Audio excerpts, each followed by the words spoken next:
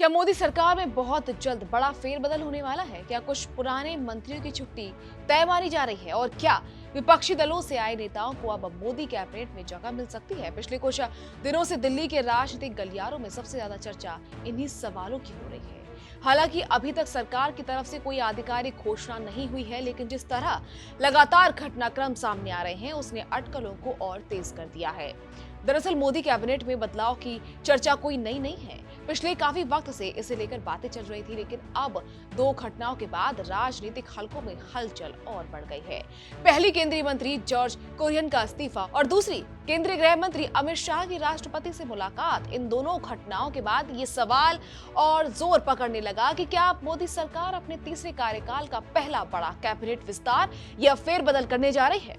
अब सबसे बड़ा सवाल यही है कि अगर फेरबदल होना है तो कब होगा।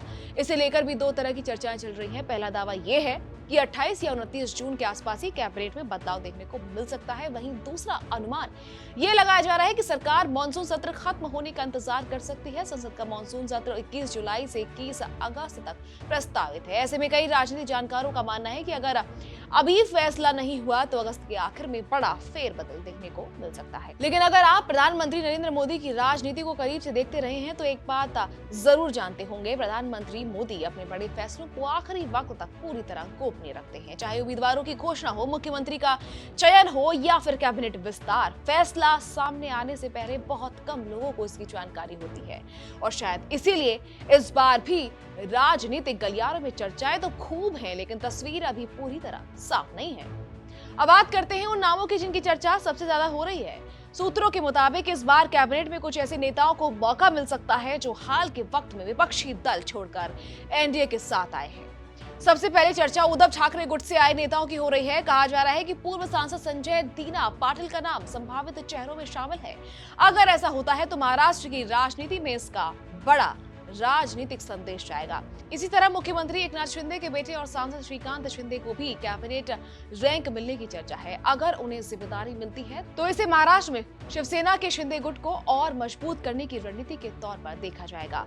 सिर्फ महाराष्ट्र ही नहीं, पश्चिम बंगाल को लेकर भी कई तरह की अटकलें लगाई जा रही हैं। सूत्रों के मुताबिक तृणमूल कांग्रेस छोड़कर आए कुछ नेताओं के नाम भी चर्चा में हैं। इनमें काकोरी घोष, सुदीप बंदोपाध्याय और शताब्दी रॉय जैसे नाम शामिल बताए जा रहे हैं। कहा जा रहा है कि अगर बंगाल से किसी नए चेहरे को मौका दिया जाता है तो इन नेताओं में से किसी एक पर दांव लगाया जा सकता है। हालांकि अभी तक इन दावों की कोई आधिकारिक पुष्टि नहीं हुई है। यानी अगर इन चर्चाओं पर भरोसा करें तो इस बार का फेरबदल सिर्फ मंत्रालय बदलने तक सीमित नहीं होगा। इसके जरिए उन नेताओं को भी राजनीतिक संदेश दिया जा सकता है जिन्होंने विपक्ष छोड़कर बीजेपी या एनडीए का साथ चुना। लेकिन कहानी का दूसरा हिस्सा भी उतना ही दिलचस्प है। जितनी चर्चा नए चेहरों की हो रही है, उतनी ही चर्चा कुछ मौजूदा मंत्रियों को संगठन में वापस भेजने की भी है। सूत्रों के मुताबिक केंद्रीय मंत्री और उत्तर प्रदेश बीजेपी अध्यक्ष पंकज चौधरी को संगठन की जिम्मेदारी दी जा सकती है। अगर ऐसा होता है तो उनकी जगह किसी नए चेहरे को मंत्री बनाया जा सकता है। इसी तरह दिल्ली बीजेपी अध्यक्ष और केंद्रीय मंत्री हर्ष मल्होत्रा को भी संगठन में भेजे जाने की चर्चा है।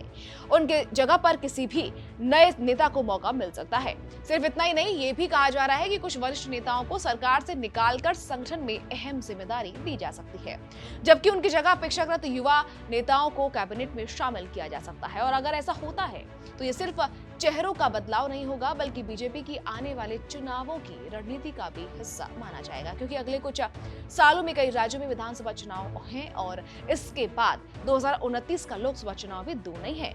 ऐसे में सरकार और संगठन के बीच संतुलन बनाना बीजेपी के लिए अहम माना जा रहा है। इसी बीच एक और राजनीतिक घटनाक्रम ने चर्चा को और दिलचस्प बना दिया। 25 जून को केंद्रीय शिक्षा मंत्री धर्मेंद्र प्रधान का जन्मदिन था। प्रधानमंत्री नरेंद्र मोदी ने उन्हें सोशल मीडिया पर जन्मदिन की शुभकामनाएं दी, लेकिन ये सिर्फ औपचारिक बधाई नहीं थी। अपने संदेश में प्रधानमंत्री मोदी ने नई शिक्षा नीति यानी नेशनल एजुकेशन पॉलिसी को लागू करने में धर्मेंद्र प्रधान की भूमिका की खुलकर तारीफ की। उन्होंने उनके नाम की सराहना की और उनके अच्छे स्वास्थ्य व लंबे जीवन की कामना की। अब सवाल ये उठ रहा है कि इस बधाई संदेश की चर्चा इतनी ज्यादा क्यों हो रही है। दरअसल हाल के दिनों में पेपर लीक और परीक्षा से जुड़े विवादों को लेकर विपक्ष लगातार धर्मेंद्र प्रधान के इस्तीफे की मांग कर रहा है। विपक्ष का आरोप है कि शिक्षा व्यवस्था में लगातार सामने आ रही गड़बड़ियों की जिम्मेदारी केंद्रीय शिक्षा मंत्री को लेनी चाहिए। ऐसे माहौल में प्रधानमंत्री मोदी का सार्वजनिक रूप से धर्मेंद्र प्रधान की तारीफ करना राजनीतिक तौर पर काफी अहम माना जा रहा है। कई राजनीतिक जानकार जो है वो ये कह रहे हैं कि संदेश सिर्फ जन्मदिन की शुभकामना नहीं बल्कि अपने मंत्री के प्रति सार्वजनिक समर्थन भी माना जा सकता है। हालांकि सरकार की तरफ से इस पर अलग से कोई टिप्पणी नहीं की गई। अब सबसे बड़ा सवाल यही है कि आखिर मोदी कैबिनेट में होगा क्या? क्या विपक्षी दलों से आए नेताओं को मंत्री बनाया जाएगा? क्या कुछ पुराने चेहरों की जिम्मेदारियां बदलेंगी? क्या संगठन और सरकार के बीच फिर से नई भूमिका तय होगी, या फिर जो चर्चाएं चल रही हैं वो सिर्फ राजनीतिक अटकलें ही साबित होंगी? क्योंकि जब बात प्रधानमंत्री नरेंद्र मोदी के कैबिनेट फेरबदल की होती है तो वो आखिरी फैसला आने तक सिर्फ अटकलें चलती हैं और असली तस्वीर तभी सामने आएगी जब प्रधानमंत्री खुद उस पर मुहर लगा देंगे।